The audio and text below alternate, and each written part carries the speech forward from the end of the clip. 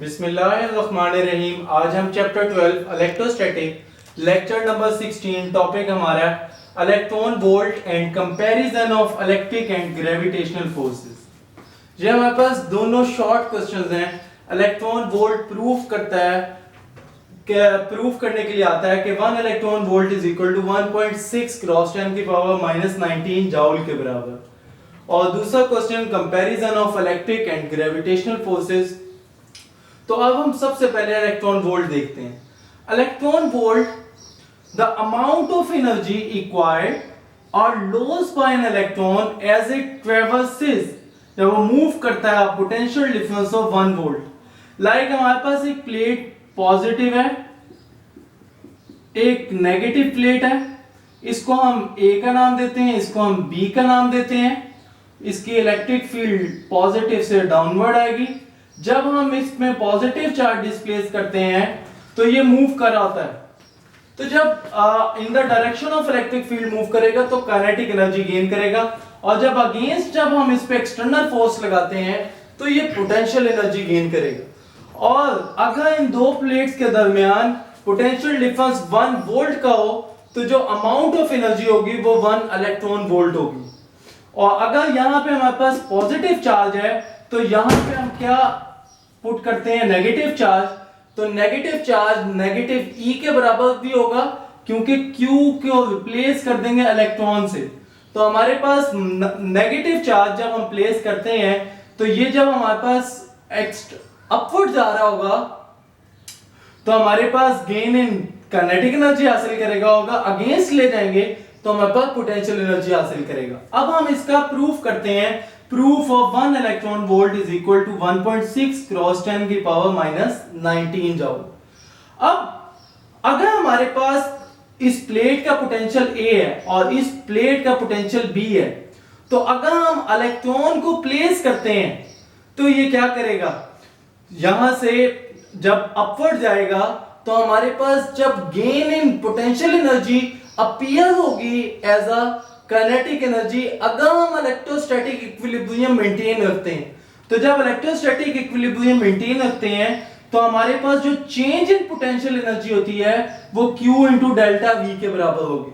और जब Q delta V के बराबर होगी तो हमने यहां पे लिखा delta V is equal to delta U over Q, क्योंकि हमने इलेक्ट्रिक पोटेंशियल देखना था। जो चेंज इन पोटेंशियल है वो delta V is equal to delta U over Q के बराबर। अब अगर हमारे पास चार्ज क्या हो, 1 इलेक्ट्रॉन या 1 कूलम हो, या हमारे पास 1 इलेक्ट्रॉन हो, हम सिंपल ये वाला स्टेप अगर हम छोड़ दें तो हमारे पास अब जब ये गेन इन काइनेटिक एनर्जी हासिल करता है तो delta U is equal to change in kinetic energy आ जाएगी। अब चेंज इन काइनेटिक एनर्जी किसके बराबर होगी, Q इंटू डेल्टा V के। और अगर हमारे पास Q अगर इलेक्ट्रॉन है, Q is equal two electron, और इलेक्ट्रॉन पे जो चार्ज होता है 1.6 क्रॉस 10 की पावर -19 कूलम होता है।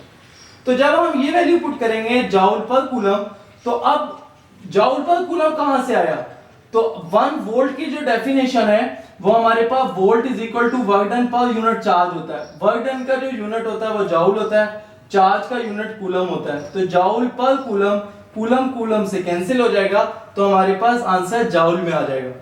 तो यहां पे हमारे पास प्रूफ होता है कि 1 electron volt is equal to 1.6 cross 10 की पावर -19 जूल के बराबर होगा। यहां पे एक और क्वेश्चन भी बनता है कि लेट्स सपोज आपके पास 1 जूल गिवन है, या कोई भी वैल्यू जूल में गिवन है एनर्जी, आपको वो कहता है कि इलेक्ट्रॉन वोल्ट में निकालें, तो वो आप किस तरह से निकालेंगे। अब हमारे पास ये वाली जो ब्रैकेट है ये जूल के साथ मल्टीप्लाई हो रही है, तो हम दूसरी तरफ जाके इसको डिवाइड कर देंगे, तो वो 1 electron volt divide by 1.6 cross 10 की power -19 is equal to 1 joule के बराबर आ जाएगा। इसका मतलब है अगर आपको जूल से आपने इलेक्ट्रॉन वोल्ट में जाना है तो 1.6 क्रॉस 10 की पावर -19 से डिवाइड करेंगे, और अगर इलेक्ट्रॉन वोल्ट से जूल में जाना है तो 1.6 क्रॉस 10 की पावर -19 से मल्टीप्लाई करेंगे, तो आप किस में चले जाएंगे, इलेक्ट्रॉन वोल्ट से जूल में चले जाएंगे। तो ये हमारा एक छोटा सा शॉर्ट क्वेश्चन था, और very very important short question है, ये बार बार रिपीट होने वाला शॉर्ट क्वेश्चन है। उसके बाद हम अगले शॉर्ट क्वेश्चन पर चलते हैं, comparison of electric and gravitational forces. जो हमने इलेक्ट्रिक चार्ज जिसकी वजह से जो फोर्सेस हैं या ग्रेविटेशनल फोर्सेस हैं उनका कंपैरिजन देखना है। तो सबसे पहले इसकी सिमिलैरिटीज हम देखते हैं। जो ग्रेविटेशनल फोर्स है वो कंजर्वेटिव फोर्स है और जो इलेक्ट्रिक फोर्स है is also conservative force. Conservative force वो होती है जिसके लिए पाथ डिपेंड नहीं कर रहा होता। तो जब वो पाथ इंडिपेंडेंट हो हम उसको क्या कहते हैं कि वो कंजर्वेटिव फोर्स है। Force work done in its field is independent of the path, वो पाथ को फॉलो ही नहीं करता। उसके बाद इलेक्ट्रिक फोर्स, ये भी हमारे पास पाथ को फॉलो नहीं करती, ये भी कंजर्वेटिव फोर्स है। उसके बाद सेकंड जो हमारे पास केस है कि gravitational force inversely with the square of the distance between two bodies. हमारे पास टू बॉडीज हैं, वो इनवर्स स्क्वायर लॉ को ओबे करती हैं और जब इनवर्स स्क्वायर लॉ को ओबे करती हैं 1/r स्क्वायर, और एग्जैक्टली इसी तरह इलेक्ट्रिक फोर्स जो है वो भी इनवर्स स्क्वायर लॉ को ओबे करती हैं।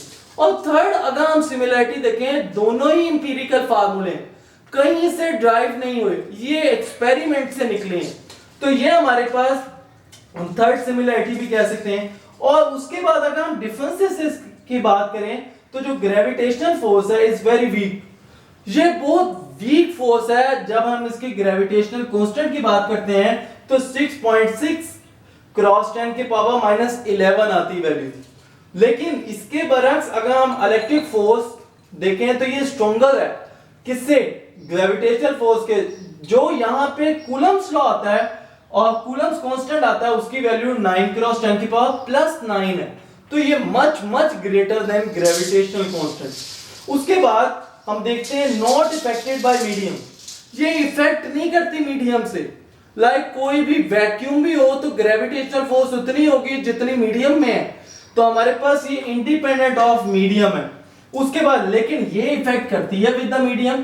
कोई हम एयर रखें तो हमारे पास इलेक्ट्रिक फोर्स कुछ और होगी, लेकिन अगर कोई डाइलेक्ट्रिक मीडियम रखें तो हमारे पास इलेक्ट्रिक फोर्स कुछ और होगी। उसके बाद हमारे पास डिफरेंस ऑलवेज अट्रैक्टिव। जो ग्रेविटेशनल फोर्स है वो हमेशा अट्रैक्टिव फोर्स होगी, ये कभी भी रिपल्शन नहीं देगी। लेकिन जो आपके पास इलेक्ट्रिक फोर्स है मे बी अट्रैक्टिव और रिपल्सिव, ये अट्रैक्टिव भी हो सकती है और रिपल्सिव भी हो सकती है। दो सिमिलर चार्जेस हैं तो आपको वो क्या देंगे? रिपल्शन देंगे। अगर ऑपोजिट चार्जेस हैं तो वो क्या देंगे?